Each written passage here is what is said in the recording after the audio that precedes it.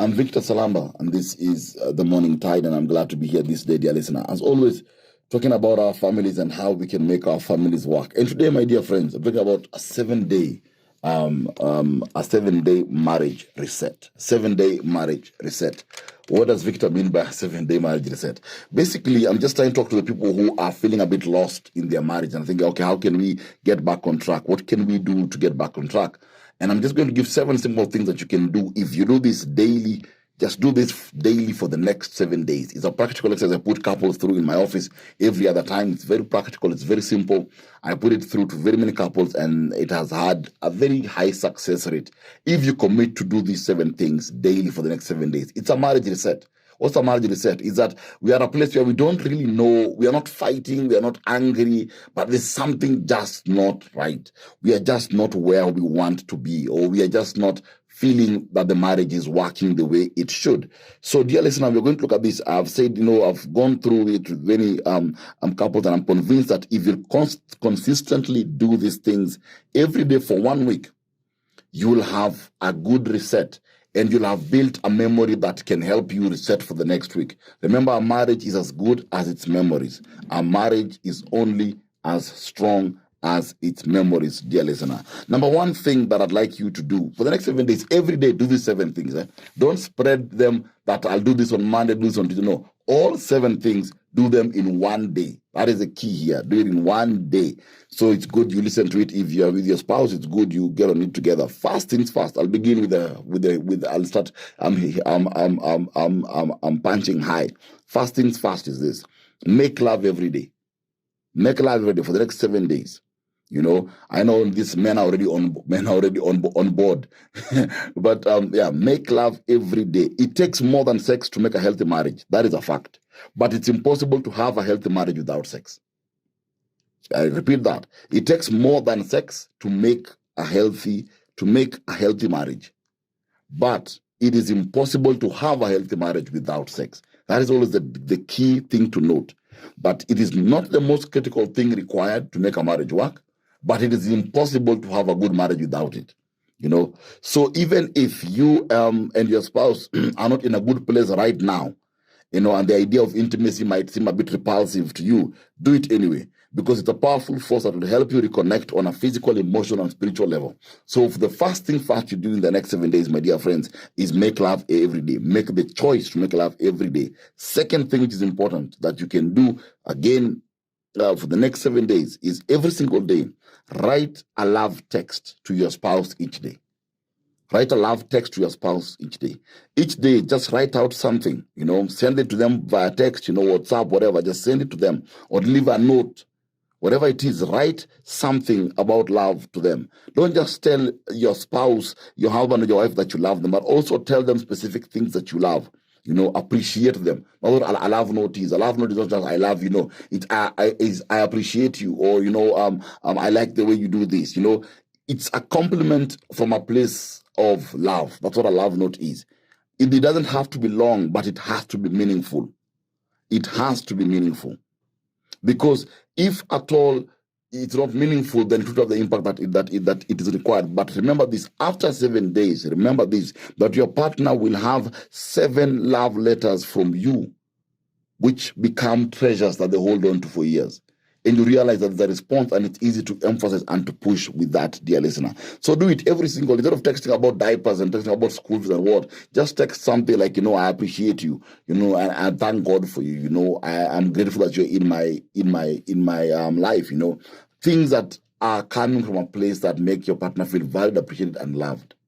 7 days. Next thing, this is where it becomes a bit interesting, is choose not to be negative and choose not to say anything negative.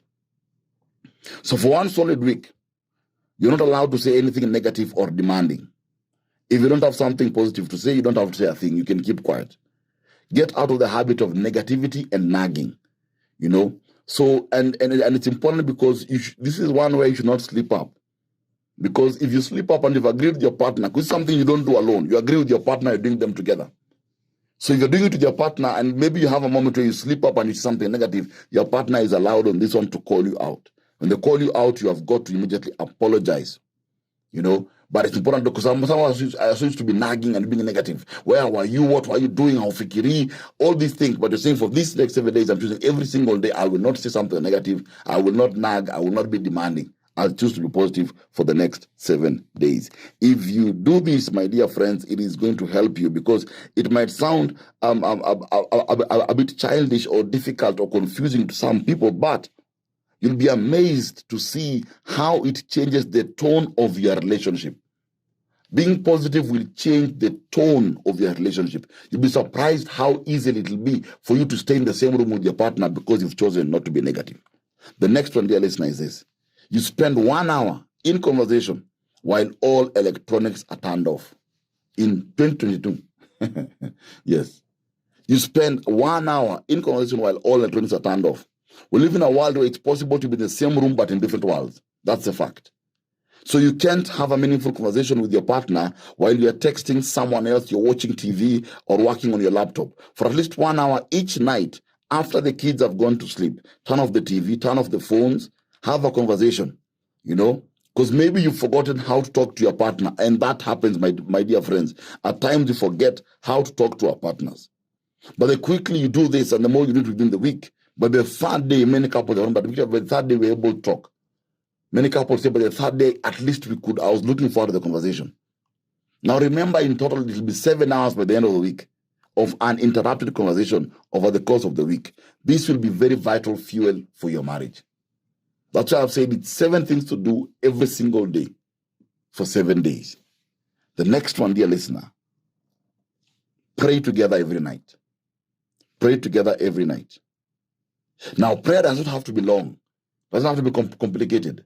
You don't have to gather all sorts of books and have a choir and sing a song. No. Prayer is very simple. At times you want to complicate things and say pray together, but think now we'll have to do novenas, we have to bring out all the prayer books. No. You can simply just hold hands at night and just thank God for the life you have, thank God for your family, and thank God for the marriage, thank God for the journey. Simple as that, you know. It doesn't have to be a very loud and very busy prayer. No, just thank God for all the good in your life, you know, and ask Him for the grace, of course, and the strength to be able to continue together in your marriage. So pray together every night for 7 nights. Number 6, it is important now. On number 6 is where I want to be a bit liberal, a bit, you know. But number 6 is this now. Ensure that you say something positive about your partner loudly, loudly in the presence of someone. Ensure every day you're saying something good about your spouse in the presence maybe of the children while they're hearing you. You see, you've been doing the notes, but now while they're hearing you, that's very critical, you know. I'll even throw in something else in 2022, you know. On your status, you can say something good about them, you know. On your social media page, you can say something good about your spouse. What I'm simply saying is that it's a point whereby you're trying just to say proudly and openly to your partner, I'm not ashamed of who you are in my life.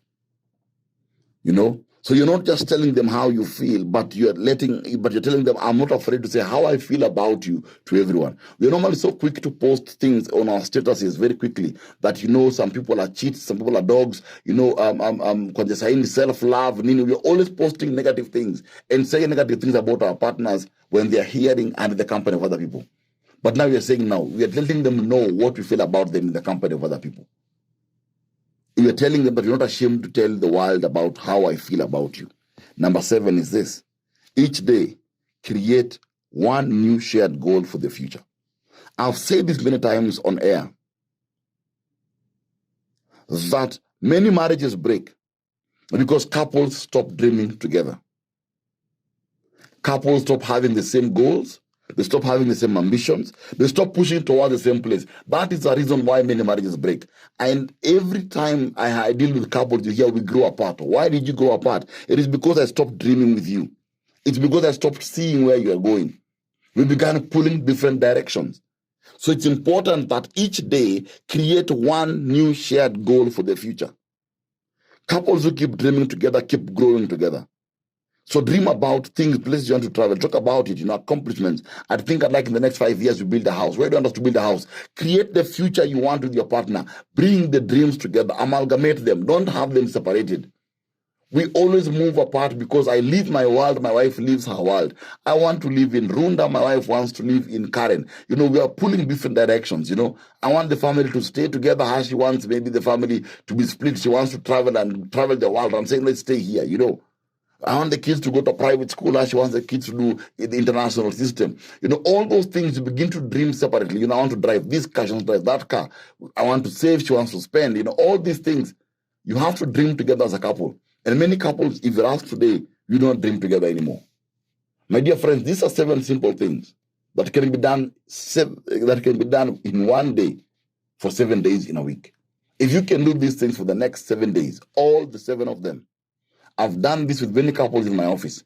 It has got over an 80% success rate for most marriages. In fact, many couples actually adapt it and now modify it to use it throughout their marriages. 7 days, it's a marriage reset. It's a simple tool that I give to couples, dear listener, and I'm sure it will work for you.